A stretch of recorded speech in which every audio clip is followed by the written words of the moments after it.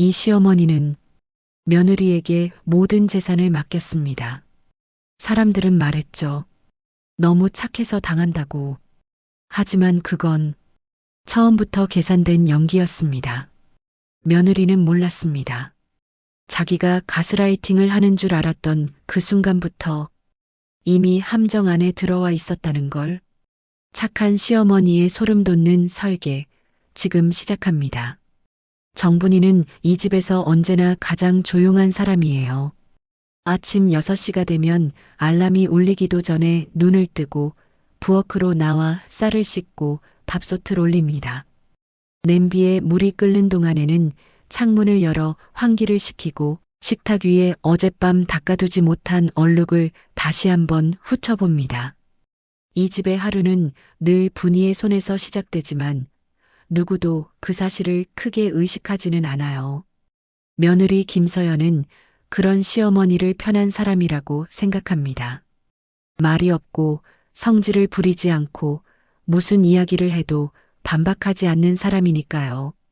처음 결혼해 이 집에 들어왔을 때 서연은 속으로 안도의 한숨을 쉬었습니다. 시어머니 문제로 힘들어하는 친구들의 이야기를 많이 들어왔기 때문이죠. 분이는 며느리 앞에서 늘 한 발 물러서 있는 사람처럼 보입니다. 나는 잘 모르니 내가 알아서 해라라는 말을 자주 하고 괜히 내가 나섰다가 일 망칠까 바라며 웃어넘기기도 합니다. 그 말들은 언제나 부드럽고 조심스럽고 스스로를 낮추는 방향이었어요. 이날도 분이는 식탁에 앉아 있었습니다. 서연이 가져온 서류 봉투가 식탁 위에 놓이고 그 위에 펜이 함께 올려집니다.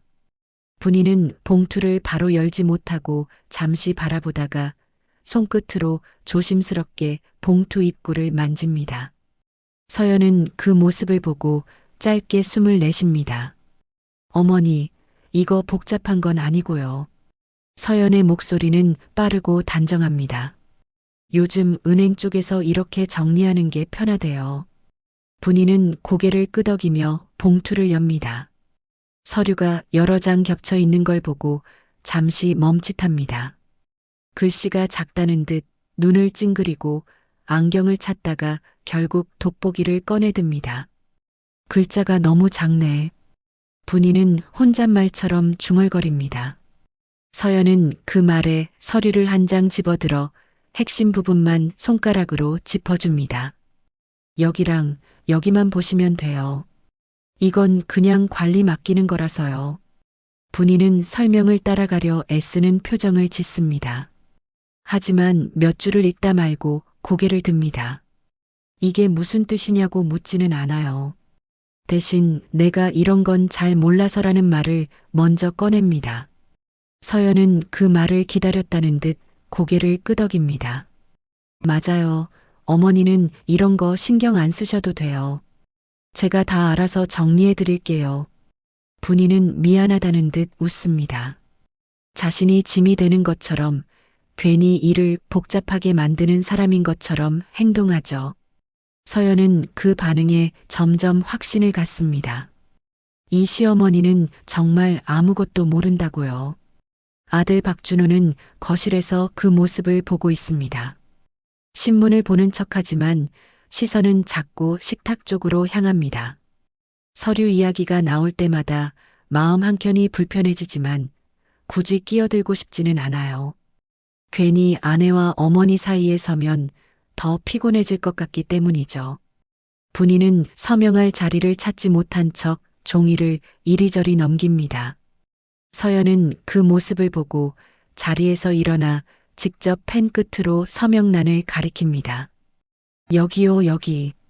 분이는 잠시 망설이다가 펜을 잡습니다. 손이 떨리는 것처럼 천천히 이름을 씁니다. 글씨는 반듯하지도 힘차지도 않습니다. 서연은 그 모습을 보고 속으로 고개를 젓습니다. 역시 서류가 한 장, 두 장 처리될수록 서연의 태도는 더 단정해집니다. 설명은 점점 줄고 말투는 지시처럼 바뀌어요. 분이는 그 변화를 눈치채지 못한 척합니다. 서류를 다 정리한 뒤 서연은 봉투를 다시 챙깁니다. 어머니는 그냥 신경 안 쓰셔도 돼요. 제가 다 관리할게요.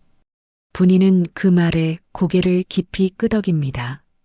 그래, 내가 있어서 내가 마음이 놓인다. 그 말은 진심처럼 들리고 서연은 그 진심을 의심하지 않습니다. 하지만 그날 밤 분이는 방 안에서 혼자 다른 얼굴을 하고 있습니다. 조용히 문을 닫고 불을 켠 뒤 서랍 깊숙이 넣어두었던 작은 수첩을 꺼냅니다. 겉표지는 낡았고 가장자리에는 손때가 묻어 있어요. 분이는 펜을 잡고 오늘 있었던 일을 차분히 적기 시작합니다. 누가 어떤 말을 했는지, 어디에서 서류를 넘겼는지, 며느리의 표정이 언제 달라졌는지까지 빠짐없이 기록합니다. 글씨는 낮에 보였던 것보다 훨씬 또렷합니다. 줄을 맞춰 또박또박 써내려가는 손에는 망설임이 없어요. 재산관리 전반 위임 제한, 설명 축소, 서명 요구, 짜증 표정 확인. 분이는 마지막 줄을 적고 잠시 멈춥니다. 그리고 수첩을 덮습니다. 그 얼굴에는 억울함도 분노도 없습니다. 다만 아주 오래전부터 무언가를 기다려온 사람의 표정만 남아있을 뿐이에요. 분이는 불을 끄고 다시 눕습니다. 내일도 변함없이 착한 시어머니로 살아갈 예정입니다. 아무도 의심하지 않도록 아주 자연스럽게요. 정분이의 하루는 전과 크게 달라지지 않은 것처럼 보입니다. 아침마다 같은 시간에 일어나 밥을 짓고 텔레비전 소리를 낮게 틀어놓은 채 식탁을 닦습니다. 겉으로 보기에는 여전히 평범하고 조용한 노인의 일상이에요. 하지만 집안의 공기는 조금씩 바뀌고 있습니다. 김서연은 어느 순간부터 분이에게 모든 것을 확인하기 시작합니다. 가습기 고지서, 카드 사용 내역, 휴대전화 요금까지 서연의 손을 거쳐야만 정리가 됩니다. 분이는 그럴 때마다 고개를 끄덕이며 말합니다. 내가 봐주면 내가 마음이 편하다. 서연은 그 말을 들을 때마다 묘한 만족감을 느낍니다. 자신이 이 집에서 없어서는 안 될 사람이 된 것 같은 기분이 들기 때문이죠. 그 만족감은 서연의 말투를 조금씩 바꾸어 놓습니다. 이제는 제안이 아니라 판단이고 설명이 아니라 결론처럼 들립니다. 분이는 그런 변화를 알아차리지 못한 척합니다. 아니, 정확히 말하면 알아차리되 반응하지 않습니다. 서연이 말하는 동안 분이는 시선을 낮추고 손을 무릎 위에 가지런히 올려둡니다. 질문을 하지 않고 끼어들지 않으며 끝까지 듣기만 하죠. 어머니는 이런 거 생각 안 하셔도 돼요. 괜히 스트레스 받으시면 건강에 안 좋아요. 서연의 말은 언제나 걱정과 배려의 형태를 띱니다. 하지만 그 안에는 분명한 전제가 깔려 있습니다. 어머니는 스스로 판단할 수 없다는 전제, 그리고 그 판단을 대신해 줄 사람은 자신뿐이라는 생각입니다. 분이는 그 전제를 부정하지 않습니다. 오히려 더 강화시켜 줍니다. 은행에서 온 문자를 읽지 못한 척하며 서연을 부르고 카드 결제 알림이 울리면 이게 무슨 소리냐고 묻습니다. 서연은 그때마다 휴대전화를 받아들여 대신 확인해 줍니다. 이건 생활비예요. 이건 자동이체라 신경 안 쓰셔도 돼요. 분이는 그 설명을 듣고도 완전히 이해하지 못한 표정을 짓습니다.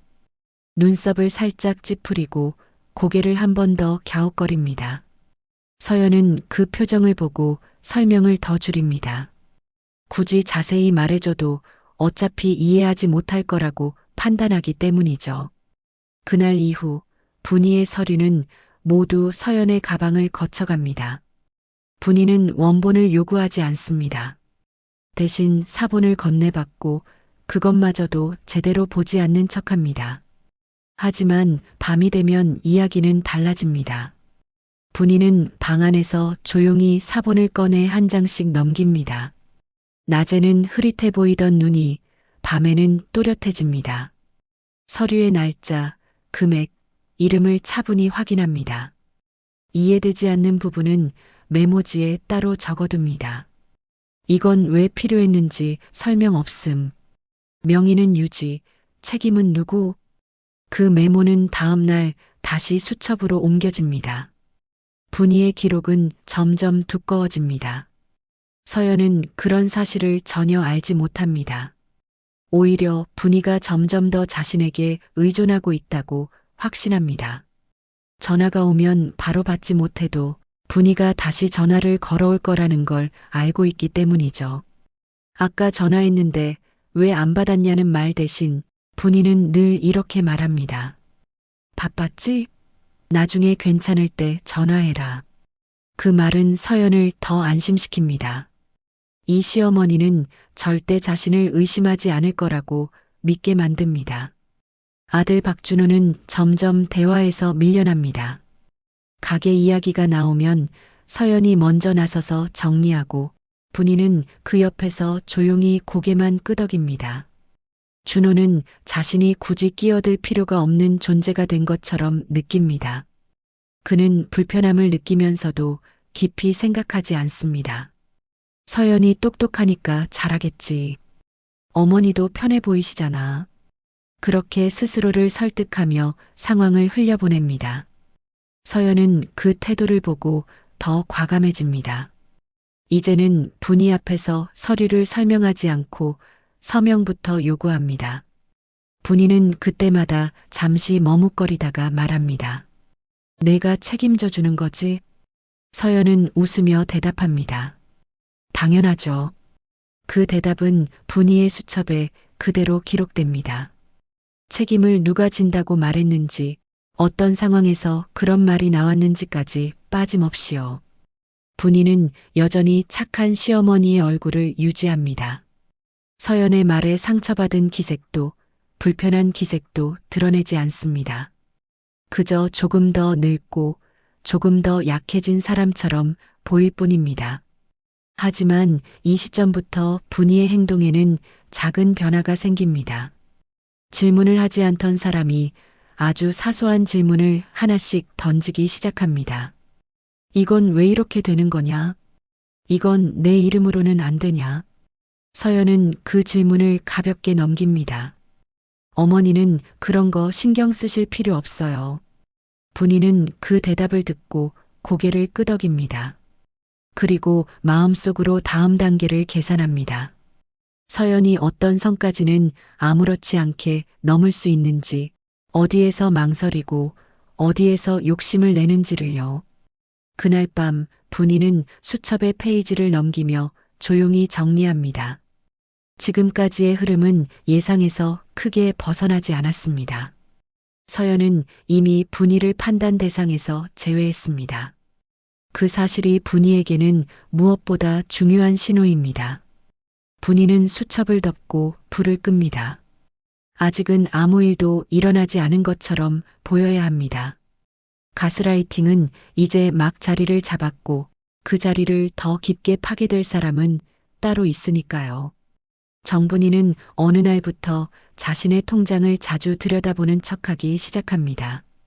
식탁 위에 통장을 올려두고 숫자를 한참 들여다보다가 고개를 젓는 모습이 눈에 띕니다. 김서연은 그런 모습을 보며 자연스럽게 말을 붙입니다. 어머니, 또 뭐가 걱정되세요? 분이는 잠시 망설이다가 조심스럽게 말합니다. 이제 나이가 있으니까 말이다. 나중에 병원비나 이런 게 걱정이 된다. 그 말은 불안처럼 들리지만 사실은 계산된 신호에 가깝습니다.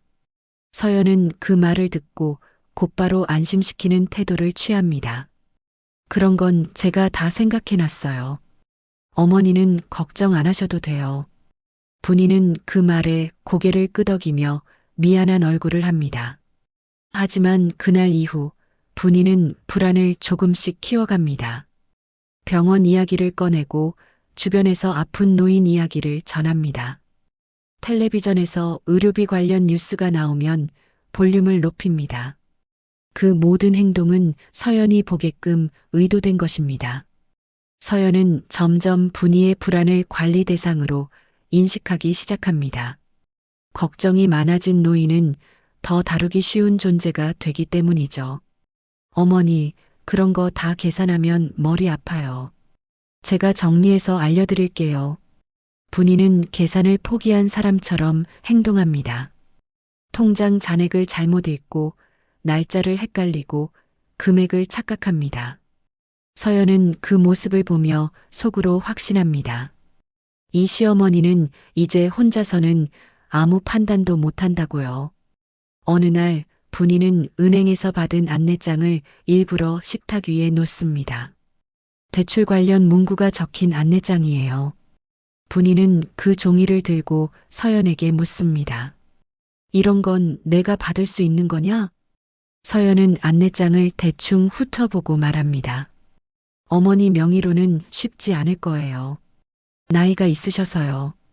그 말은 사실이기도 하고 아닐 수도 있는 말입니다. 분이는 그 대답에 실망한 표정을 짓습니다. 그럼 방법이 없겠구나. 서연은 그 말에 잠시 멈칫합니다. 그리고 곧 다른 생각을 합니다. 방법이 없지는 않다고요. 다만 어머니의 명의가 아닐 뿐이라는 생각입니다. 분이는 그날 이후 자주 이런 말을 합니다. 내가 없었으면 나는 정말 아무것도 못했을 거다. 이제는 내가 아니면 믿을 사람이 없다. 그 말은 서연의 자존감을 건드립니다. 서연은 점점 자신이 보호자이자 해결사라고 느끼기 시작합니다. 그리고 보호자는 때로 위험한 선택을 대신 해줄 수 있다고 믿습니다. 그 믿음은 선을 흐리게 만듭니다. 분이는 어느 순간부터 아주 구체적인 질문을 던집니다. 그럼 내 이름으로는 이런 게 되냐? 내가 잠깐 빌려주면 안 되겠냐? 서연은 처음엔 웃으며 넘깁니다. 어머니, 그런 말 함부로 하시면 안 돼요. 하지만 그 말 속에는 분명한 계산이 섞여 있습니다. 분이는 그 반응을 기억합니다. 거절의 강도가 약하다는 것, 완전히 선을 긋지 않았다는 것 말이에요. 며칠 뒤 분이는 다시 같은 질문을 합니다. 이번에는 더 초라한 목소리로요. 나는 진짜 방법이 없어서 그러는 거다. 서연은 잠시 망설이다가 말합니다. 불법은 아니어야 해요. 그 말은 이미 위험한 방향으로 마음이 움직였다는 신호입니다. 분이는 그 말을 듣고 안도한 듯 고개를 끄덕입니다. 그래, 내 말이 맞다. 그 말은 서연을 더 안심시킵니다. 그날 밤 서연은 혼자 휴대전화를 들여다봅니다. 대출, 신용, 한도, 빠른 승인 같은 단어를 검색합니다. 처음엔 합법적인 금융 상품만 살펴봅니다. 그러다 점점 다른 링크들이 눈에 들어옵니다. 분이는 그 사실을 알지 못하는 것처럼 행동합니다. 낮에는 여전히 서툰 노인처럼 굴고 밤에는 수첩에 날짜와 상황을 기록합니다. 대출 문의 유도 시작. 본인 명의 가능성 언급. 거절 아님 조건부 반응. 분이는 펜을 내려놓고 잠시 생각합니다. 서연은 아직 스스로를 가해자라고 느끼지 않습니다. 오히려 도와주고 있다고 믿고 있습니다. 그 믿음이 바로 다음 단계로 넘어가는 문입니다. 분이는 그 문이 열리기를 조용히 기다립니다. 아직은 밀지 않습니다. 선을 넘게 만드는 건 항상 상대 스스로의 선택이어야 하니까요. 김서연은 휴대전화를 손에서 놓지 못하는 시간이 늘어납니다. 아침에 눈을 뜨자마자 화면을 켜고 밤에 잠들기 직전까지 메시지와 알림을 확인합니다. 숫자와 조건, 승인 여부가 머릿속을 가득 채웁니다. 처음에는 단순한 가능성이었지만 이제는 구체적인 방법이 되어가고 있습니다. 정분이는 그 변화를 곁에서 보고 있습니다. 서연의 말수가 줄고 시선이 자주 흔들리며 작은 소리에도 예민하게 반응하는 모습까지요. 분이는 그 모든 것을 불안으로 해석하지 않습니다. 오히려 계산이 본격적으로 시작됐다는 신호로 받아들입니다. 어느 날 저녁 분이는 일부러 생활비 이야기를 꺼냅니다. 요즘 병원비가 좀 나간다. 앞으로 더 들지도 모르겠다. 말은 조심스럽지만 타이밍은 정확합니다. 서연은 그 말을 듣고 잠시 말을 잇지 못합니다. 머릿속에서는 이미 여러 숫자가 겹쳐 지나갑니다. 분이는 그 침묵을 재촉하지 않습니다. 대신 아주 작은 한마디만 덧붙입니다. 괜히 너한테 부담 주는 건 아닌지 모르겠다. 그 말은 서연의 마음을 정확히 건드립니다. 서연은 자신이 선택하지 않으면 모든 문제가 더 커질 것처럼 느끼기 시작합니다. 그리고 그 책임감은 빠르게 결단으로 변합니다. 며칠 뒤 서연은 외출이 잦아집니다. 은행이 아니라 이름이 낯선 사무실이 있는 건물로 향합니다. 엘리베이터 안에서 서연은 몇 번이나 휴대전화를 내려다봅니다. 이 선택이 옳은지 스스로에게 묻지만 이미 발은 움직이고 있습니다. 분이는 그날 서연이 집을 나서는 모습을 조용히 바라봅니다. 어디로 가는지 묻지 않습니다. 다만 시계를 보고 시간을 기억합니다. 그 시간은 나중에 중요한 기준이 될 예정이니까요. 서연은 사무실에서 설명을 듣습니다. 절차는 빠르고 조건은 거칠지만 지금 상황에서는 가장 쉬운 길입니다. 합법과 불법의 경계에 대한 설명은 모호하게 흘러갑니다. 서연은 질문을 하지만 깊이 파고들지는 않습니다. 문제되는 일은 없죠? 그 질문은 확인이 아니라 스스로를 안심시키기 위한 말에 가깝습니다. 서류에 이름을 쓰는 순간 서연의 손은 잠시 멈춥니다. 그러나 곧 다시 움직입니다. 서명은 생각보다 빠르게 끝납니다. 그 순간 서연은 아직 자신이 선을 넘었다고 느끼지 않습니다. 집으로 돌아온 서연은 분이에게 아무 말도 하지 않습니다. 분이 역시 묻지 않습니다. 그날 저녁 식탁은 평소보다 조용합니다.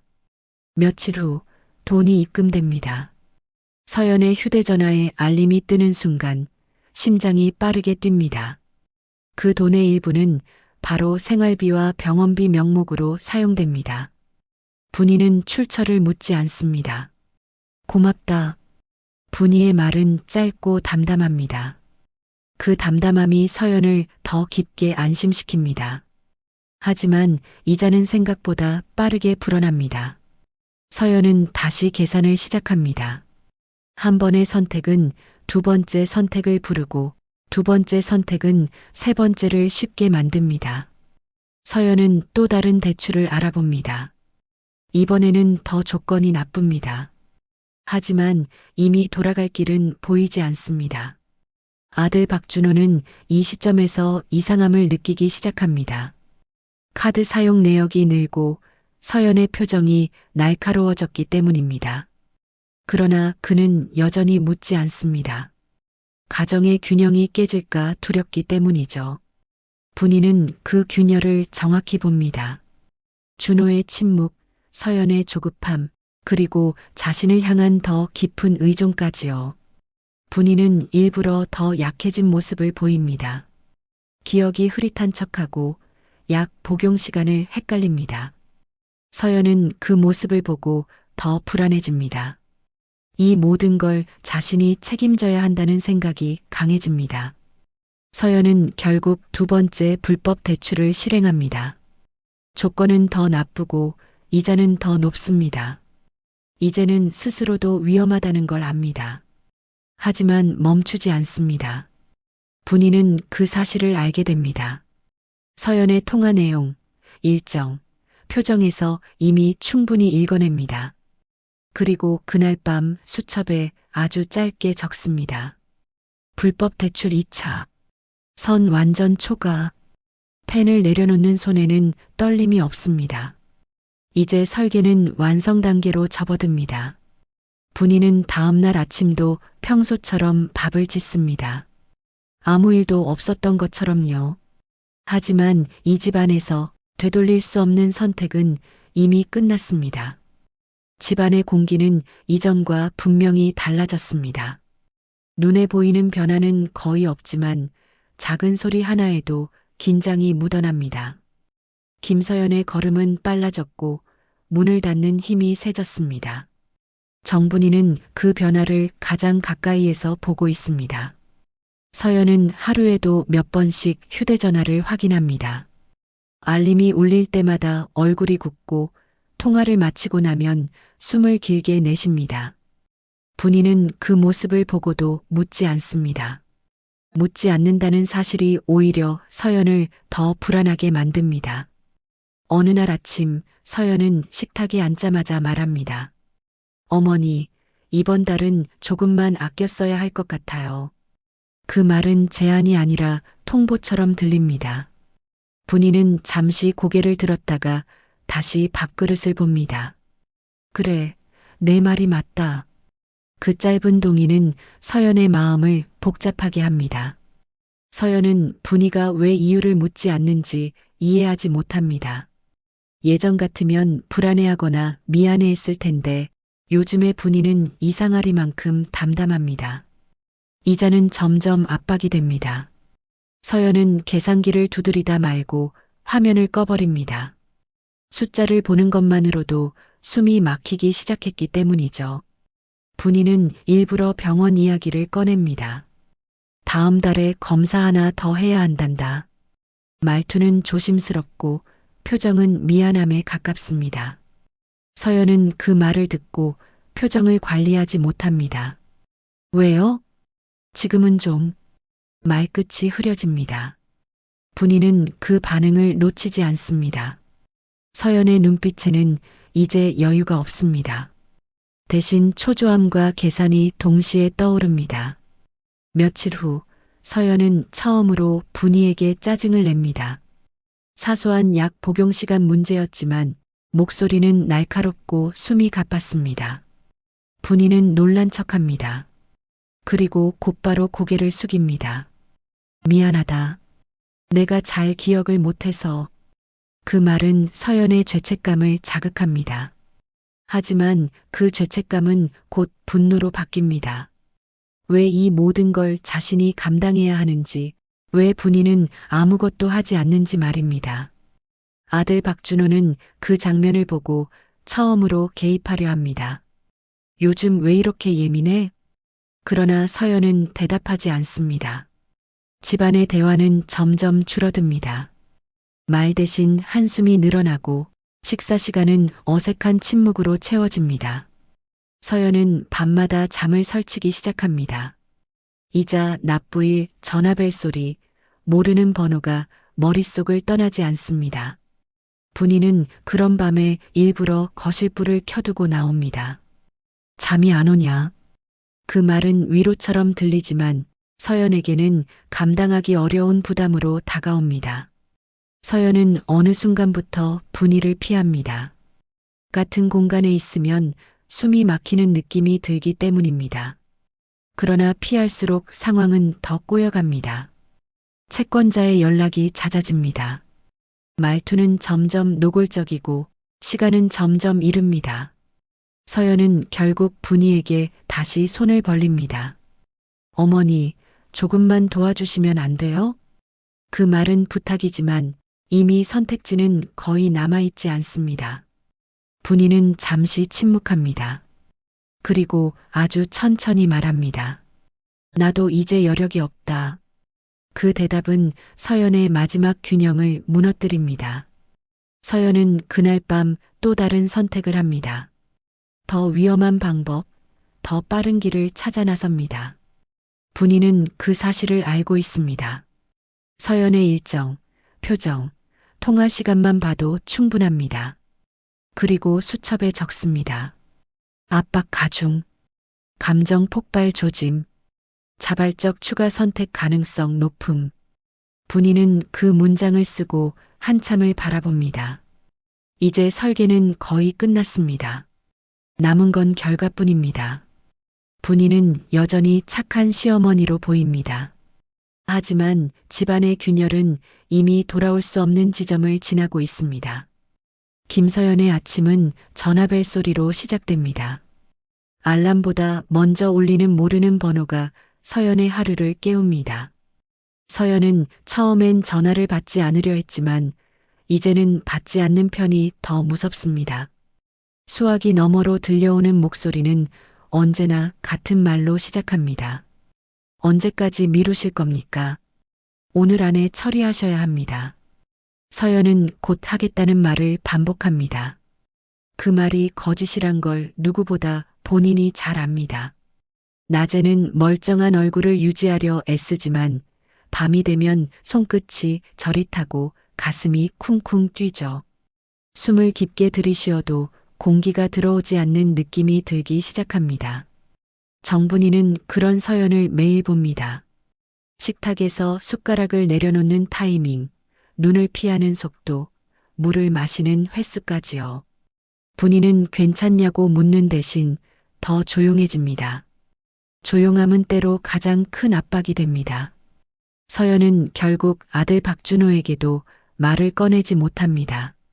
준호가 알게 되면 이 집이 완전히 무너질 것 같기 때문이죠. 서연은 스스로 해결해야 한다는 생각에 갇힙니다. 그리고 갇힌 사람은 더 좁은 문으로라도 빠져나가려 합니다. 서연은 마지막 수단이라며 또 다른 곳을 찾습니다. 이번에는 더 깊은 골목, 더 낡은 건물, 더 빠른 절차입니다. 설명은 길지 않고 책임은 전부 본인에게 돌아오는 구조입니다. 서연은 그 조건을 알고도 고개를 끄덕입니다. 진짜 마지막이에요. 서연은 스스로에게 그렇게 말합니다. 돈은 들어오지만 숨통이 트이지 않습니다. 그 돈이 들어오는 순간부터 이미 빠져나갈 돈이 정해져 있기 때문입니다. 서연은 이자를 막기 위해 원금을 늘리고 원금을 늘리기 위해 더 큰 이자를 감수합니다. 숨을 쉬기 위해 숨을 더 빚지는 꼴이 됩니다. 준호는 어느 날 서연의 표정이 완전히 달라진 걸 알아차립니다. 식탁에서 밥을 거의 못 먹고 갑자기 화장실로 뛰어가 구역질을 합니다. 준호는 그제야 서연에게 묻습니다. 어디 아픈 거야? 서연은 고개를 젓습니다. 피곤해서 그래. 신경 쓰지 마. 그 대답은 너무 빨랐고 너무 딱딱했습니다. 준호는 더 묻고 싶지만 오랫동안 몸에 밴 회피 습관이 그를 잡아당깁니다. 괜히 말을 꺼냈다가 싸움이 날까 두렵습니다. 그 두려움이 서연을 더 외롭게 만듭니다. 며칠 뒤 집으로 우편물이 도착합니다. 서연은 현관에서 봉투를 보는 순간 얼굴이 새하얘집니다. 등기 표시가 선명하고 발신인은 낯설지 않습니다. 서연은 봉투를 손에 쥔 채 잠시 멈춰 서 있다가 급히 자기 방으로 숨깁니다. 하지만 분이는 그 장면을 봅니다. 분이는 못 본 척하고 부엌으로 들어갑니다. 그리고 잠시 후 현관 쪽을 정리하러 나온 것처럼 천천히 걸어 나옵니다. 바닥에 떨어진 작은 수취증 하나를 발견한 척하며 주워듭니다. 분이는 그 종이를 바로 펼치지 않습니다. 그저 손끝으로 종이의 모서리를 만지며 시간을 확인합니다. 그런 뒤 서연이 보지 않는 곳에 조용히 넣어둡니다. 그것도 기록의 일부가 되니까요. 서연은 그날 밤 혼자 노트북을 켭니다. 파산, 개인회생, 채무조정 같은 단어가 화면에 뜹니다. 서연은 검색 결과를 넘기며 입술을 깨물고 손을 떱니다. 이제는 갚는다가 아니라 막는다로 목표가 바뀌었습니다. 이렇게까지 해야 하나? 서연은 중얼거립니다. 그러나 바로 다음 순간 또 다른 전화가 울립니다.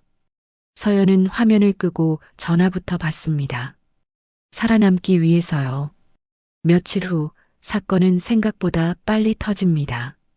서연이 연결된 불법 대출 경로가 단속에 걸리고 연락망에 있던 사람들에게 확인 전화가 쏟아집니다. 서연은 처음에는 모른 척하지만 통하지 않습니다. 준호도 그 사실을 알게 됩니다. 회사에서 연락이 오고 집으로도 연락이 옵니다. 준호는 멍해진 얼굴로 서연을 바라봅니다. 서연은 더 이상 숨길 수 없다는 걸 깨닫고 결국 입을 엽니다. 내가 좀 잘못했어. 서연의 목소리는 거의 들리지 않습니다.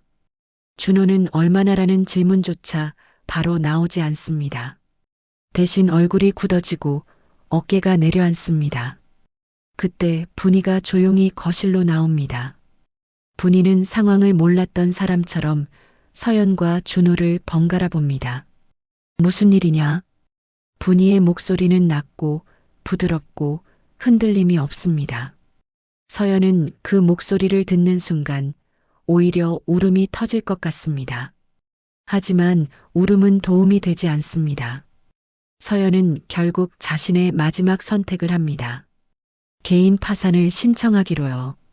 서연은 상담을 받고 서류를 준비하고 목록을 작성합니다.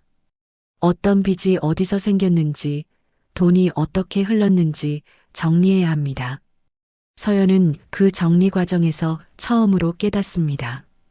자신의 선택이 가족을 위한 것이 아니라 자신의 욕심과 조급함에서 시작됐다는 거요. 파산 신청이 접수된 날, 서연은 한참을 멍하니 앉아 있습니다. 마치 세상이 멈춘 것처럼 느껴집니다. 준호는 말이 없어지고 서연은 고개를 들 수 없습니다.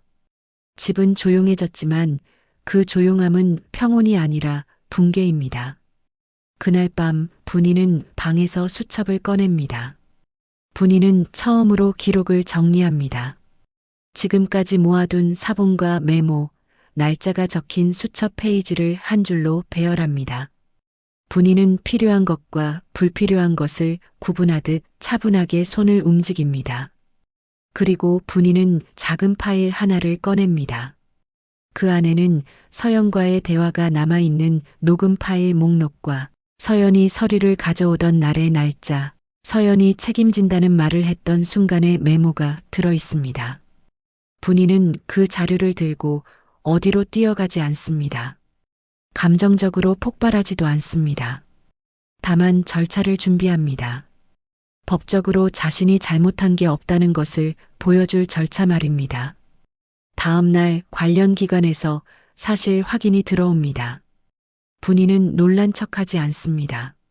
그저 나는 잘 몰랐다고 말하면서도 요청받은 자료는 정확히 준비합니다. 자료는 흩어져 있지 않습니다. 이미 정리되어 있었으니까요. 서연은 그 모습을 보고 숨이 멎는 것 같습니다. 자신이 무시했던 시어머니가 자신이 바보라 믿었던 사람이 이 모든 상황을 조용히 준비해온 사람처럼 보입니다. 서연은 그때 처음으로 깨닫습니다. 지금까지 자신이 쥐고 있다고 믿었던 주도권이 사실은 처음부터 자기 손에 없었을지도 모른다는 것을요. 분이는 그날 저녁 부엌에서 물을 끓이며 가만히 창밖을 봅니다. 아무 말도 하지 않지만 표정은 평소와 다릅니다. 착한 사람의 얼굴은 그대로인데 눈빛만 아주 조금 달라져 있습니다. 이제 남은 건 결말을 합법적으로 완성하는 일뿐입니다. 개인 파산 신청 이후 집안의 공기는 완전히 바뀝니다. 조용하긴 하지만 이전과는 전혀 다른 종류의 침묵이에요. 이제 그 침묵에는 책임과 결과라는 무게가 얹혀 있습니다. 김서연은 집안에서 거의 말을 하지 않습니다. 아침에 일어나도 인사를 하지 않고 부엌에 나와도 눈을 마주치지 않습니다. 이 집이 더 이상 안전한 공간이 아니라는 걸 스스로 느끼기 때문입니다. 아들 박준호는 하루 사이에 눈에 띄게 지쳐 보입니다. 회사에서도 연락이 잦아지고 집에서는 아무 말도 못한 채 양쪽 눈치를 봅니다. 준호는 이제야 자신이 회피해온 시간이 얼마나 길었는지 체감합니다. 정분이는 여전히 변함이 없습니다. 아침에 밥을 짓고 빨래를 널고 텔레비전을 보다가 졸기도 합니다. 겉으로 보기에는 아무것도 달라진 게 없어 보입니다. 그러나 분이는 이미 다음 단계를 실행하고 있습니다. 서연의 파산 절차와 동시에 집과 관련된 법적 관계를 하나씩 정리하기 시작합니다. 모든 과정은 조용하고 공식적이며 서류 중심입니다. 분이는 먼저 법률 상담을 받습니다. 누구에게도 알리지 않고 혼자 움직입니다. 상담 자리에서도 감정적인 표현은 하지 않습니다. 사실관계만 전달하고 자료를 꺼내놓습니다. 나는 재산 관리에 관여한 적이 없다. 모든 결정은 며느리 본인이 했다. 분이의 설명은 단순하지만 명확합니다. 상담을 진행하던 사람은 자료의 양과 정리 상태에 놀랍니다. 분이는 그 반응에 아무런 표정 변화도 보이지 않습니다. 분이는 자신이 보호받아야 할 위치라는 걸 정확히 알고 있습니다. 노인이며 명의는 유지했고 불법 행위에 직접 관여하지 않았다는 점을요. 며칠 뒤 공식적인 안내가 집으로 도착합니다. 서연은 그 봉투를 보는 순간 내용을 짐작합니다. 그 봉투는 더 이상 피할 수 없는 결론을 의미합니다. 서연은 준호에게 말합니다. 이제 나가야 할 것 같아. 그 말은 분노도 억울함도 아닌 체념에 가깝습니다. 준호는 아무 대답도 하지 못합니다. 어디서부터 잘못됐는지 묻고 싶지만 그 질문은 결국 자기 자신에게 돌아올 것이기 때문입니다. 분이는 그 대화를 우연히 들은 사람처럼 행동합니다. 무슨 이야기냐? 목소리는 평소와 다르지 않습니다. 서연은 고개를 숙인 채 말합니다. 제가 집을 비워야 할 것 같아요. 분이는 잠시 침묵합니다. 그리고 아주 조용히 말합니다. 그래야 할 것 같다. 그 말에는 분노도 승리감도 없습니다. 마치 오래전에 이미 정해진 수순을 확인하는 말처럼 들립니다. 서연은 그 순간 처음으로 분이를 제대로 봅니다. 늘 고개를 숙이고 미안해하던 시어머니가 아니라 상황을 정확히 이해하고 받아들이는 사람의 얼굴을요. 집안의 물건들이 하나씩 정리되기 시작합니다. 서연의 옷, 가방, 서류들이 상자에 담깁니다. 분이는 그 과정을 방해하지도 돕지도 않습니다. 그저 일정 거리를 유지합니다. 준호는 상자를 나르는 손이 무겁습니다. 이 모든 일이 한 번에 무너졌다는 사실이 실감나지 않습니다. 그는 끝내 어머니에게 묻지 않습니다. 처음부터 알고 있었냐고요. 분이는 묻지 않아서 더 많은 걸 말하지 않습니다. 그 침묵은 처벌이 아니라 선택입니다. 서연은 마지막으로 집안을 둘러봅니다. 처음 이 집에 들어왔을 때의 기억이 스쳐 지나갑니다. 그때는 모든 게 쉬워 보였습니다. 현관 앞에서 서연은 잠시 멈춥니다. 분이를 돌아봅니다. 무언가 말하고 싶지만 어떤 말도 이 상황을 바꾸지 못한다는 걸 압니다. 분이는 그저 고개를 끄덕입니다. 몸은 챙겨라. 그 말은 여전히 착한 시어머니의 말처럼 들립니다. 문이 닫히고 서연은 집을 떠납니다.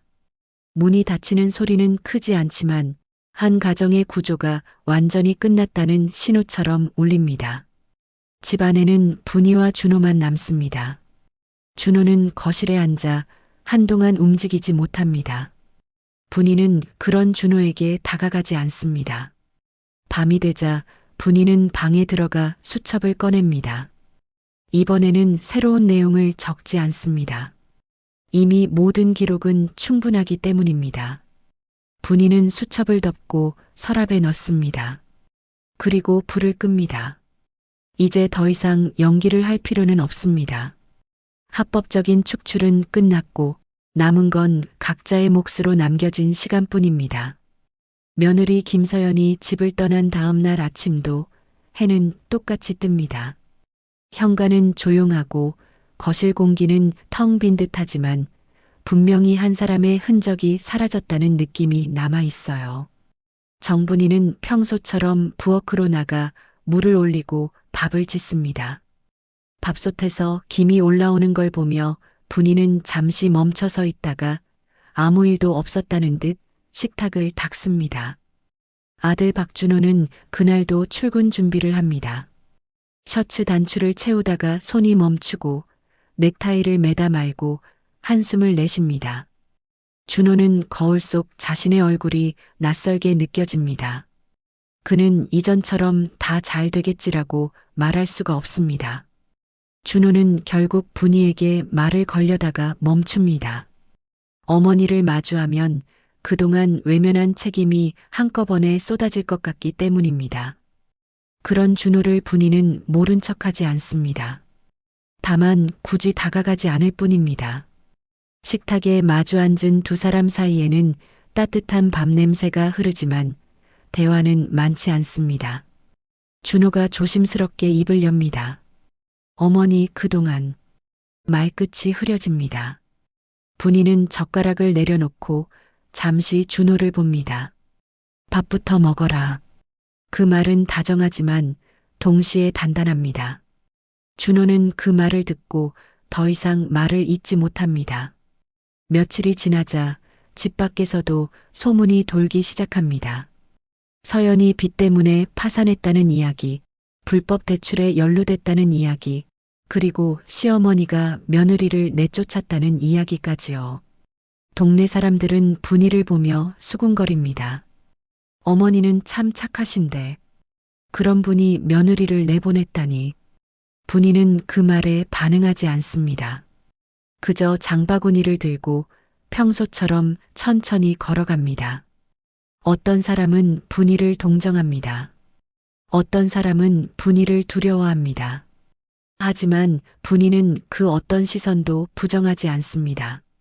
왜냐하면 분이는 이미 착함이라는 단어가 사람을 얼마나 쉽게 속이는지 알고 있으니까요. 준호는 집에 돌아와도 자주 멍하니 앉아 있습니다. 거실 한쪽 구석을 바라보다가 서연이 앉아있던 자리를 무심코 쳐다봅니다. 준호는 마음속으로 자신을 반복해서 꾸짖습니다. 조금만 더 빨리 알았더라면, 조금만 더 묻고 확인했더라면 이 지경까지 오지 않았을지도 모른다고요. 그러나 후에는 상황을 되돌리지 못합니다. 준호는 더 이상 서연을 탓할 수도 없습니다. 서연이 잘못한 건 맞지만 준호도 그 과정에서 눈을 감았기 때문입니다. 그 사실이 준호를 가장 괴롭게 만듭니다. 그날 밤 준호는 술을 한 잔 마시고 어머니 방 앞에 섭니다. 문을 두드리려다가 손이 멈춥니다. 잠시 망설이다가 조용히 문을 열지 못하고 돌아섭니다. 분이는 그 소리를 듣고도 일어나지 않습니다. 불을 켜지도 않습니다. 분이는 준호가 어떤 말을 하려는지 알고 있어요. 그리고 그 말이 나오면 준호는 평생 더 큰 짐을 지게 될 겁니다. 분이는 마음속으로 말합니다. 내가 감당할 몫은 여기까지면 된다. 그 생각은 모성일 수도 있고 혹은 또 다른 형태의 설계일 수도 있습니다. 다음 날 분이는 서랍에서 작은 수첩을 꺼냅니다. 낡은 수첩은 첫 장부터 마지막 장까지 빽빽하게 채워져 있습니다. 날짜, 금액, 상황, 며느리의 말투, 표정, 서명 순간까지 기록되어 있죠. 분이는 그 수첩을 한 장 한 장 넘기며 오래된 영화를 보는 것처럼 조용히 바라봅니다. 수첩 사이에는 작은 메모지들이 끼워져 있습니다. 어떤 메모지에는 은행 안내 문구가 적혀 있고 어떤 메모지에는 서연이 했던 말이 그대로 적혀 있어요. 분이는 그 메모를 읽으며 한숨을 쉬지 않습니다. 대신 아주 짧게 미소를 짓습니다. 그 미소는 통쾌함이 아닙니다. 사람들이 기대하는 복수의 미소도 아닙니다. 그저 끝났다는 확인에 가까운 얼굴입니다. 분이는 수첩을 다시 덮고 서랍 맨 아래에 넣습니다. 그리고 그 위에 얇은 담요를 덮어 감춥니다. 누구에게 보여줄 필요가 없기 때문입니다. 보여주는 순간 착한 얼굴의 의미가 달라질 수 있으니까요. 며칠 후 준호는 조심스럽게 말합니다. 어머니, 앞으로는 제가 할게요. 그 말은 늦었지만 그나마 남아있는 유일한 약속입니다. 분이는 준호를 바라봅니다. 그리고 고개를 끄덕입니다. 그래, 이제는 내가 정신 차려야지. 그 말은 꾸짖음 같기도 하고 다짐 같기도 합니다. 준호는 그 말을 듣고 눈을 감습니다. 가슴 깊은 곳에서 뜨거운 무언가가 올라오지만 그는 울지 않습니다. 울음 대신 고개를 깊게 숙입니다. 분이는 그 모습을 보며 다시 부엌으로 향합니다. 밥이 남았는지 확인하고 반찬을 정리하고 물을 끓입니다. 평소처럼 조용한 모습입니다. 그러나 그 조용함은 더 이상 약함이 아닙니다. 분이는 이미 알고 있습니다. 착한 사람은 당하는 사람이 아니라 참을 줄 아는 사람이며 기다릴 줄 아는 사람이라는 것을요. 그리고 그 기다림이 끝난 순간 그 사람은 누구보다 냉정하게 자기 삶을 지킬 수 있다는 것도요.